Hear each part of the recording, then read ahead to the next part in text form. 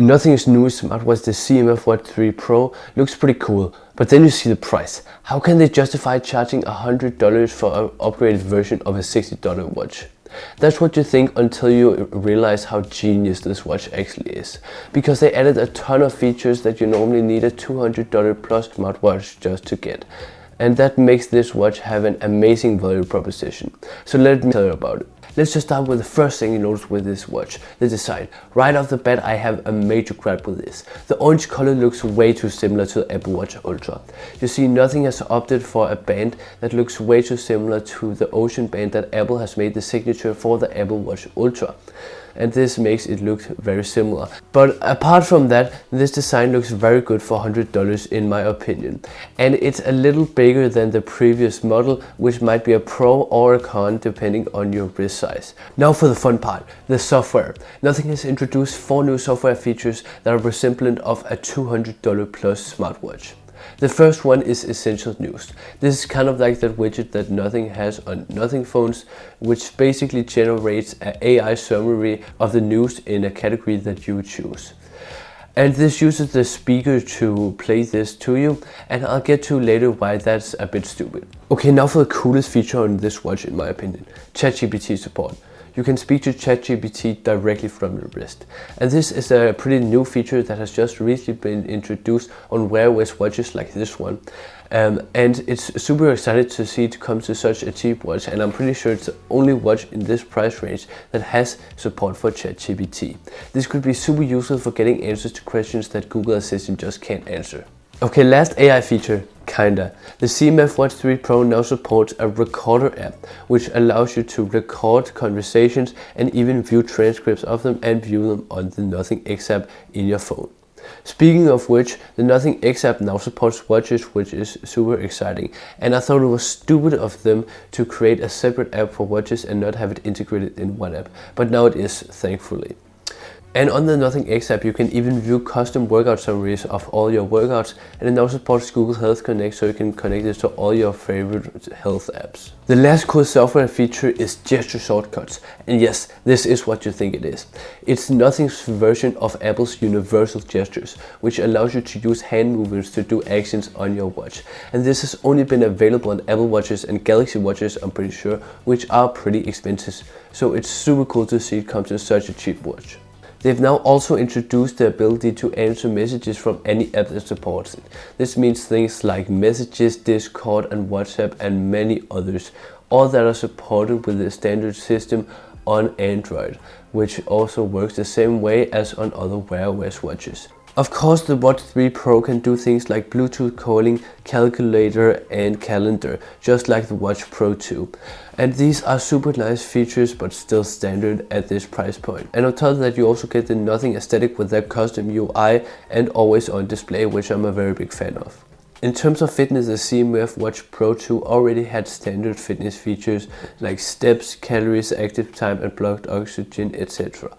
But now they've introduced a lot of new fitness features that are resemblant of a more premium watch. For example, the ability to see your resting heart rate, which is something that I'm shocked was not there before, but it's still a very nice feature to be able to have. And you can also view your average and active heart rate. You can also get a reminder if your heart rate is too high, which is a very nice to have feature that I think Apple introduced a couple of years ago. And Nothing even claims that they've gotten a better sensor for heart rate measuring on this compared to the Watch Pro 2.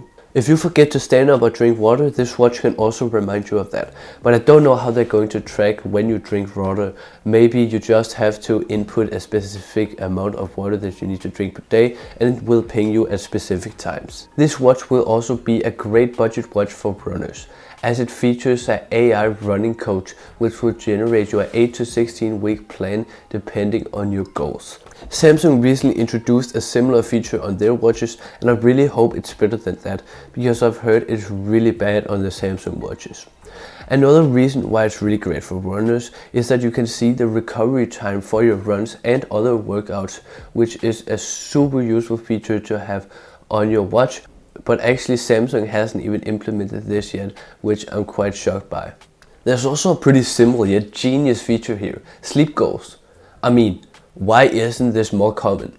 Apart from that, there's stress monitoring, breath training, 3D warm-up or stretching guides, and an active score, which is a score that shows you how active you've been. So what do I think of the CMF Watch 3 Pro overall? Honestly, it might be the perfect smartwatch for you, but not for me. Let me explain. This smartwatch has so many premium features that you'd come to expect from $200 plus Wear OS smartwatches, like ChatGPT, Bluetooth calling, gesture shortcuts, and replying to messages. And on top of that, you get this super clean, nothing themed UI on the watch. The portfolio of health features is also really impressive for this price point. But if you're considering this over a Wear OS smartwatch, there are a couple of things that you should keep in mind that might be deal breakers for you.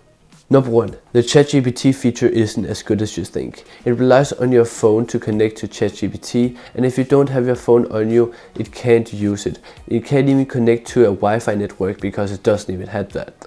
Number 2. You can connect headphones to it. Premium smartwatches have a feature that allows you to connect headphones to them so you can listen to music via a music app. This smartwatch, however, does not have that. So when you're using the Essential News feature, it will only play through the speaker, and I can't imagine a scenario where that's convenient. Number 3. You can't pay with this watch. By that I mean things like Google Wallet. This would have been a very nice feature at this price point, but I mean they had to cut corners in some way. It's super convenient because it means that you don't need to carry your phone or your card anywhere, you can just pay with your wrist. Number 4, there's no Maps app. I mean this was kind of a given for $100, but still it would have been nice to have, and it's something you should consider if you were considering this over a Wear OS smartwatch. So because of those 4 things, this watch is not for me, but it might be for you. Because it's an amazing value smartwatch with a ton of premium smartwatch features that you would usually have to pay $200 plus for. And I think you'll be really happy with it for the $100 that you're paying. If you enjoyed this video, make sure to give it a like, and if you want to see more nothing content in the future, subscribe. Thanks for watching.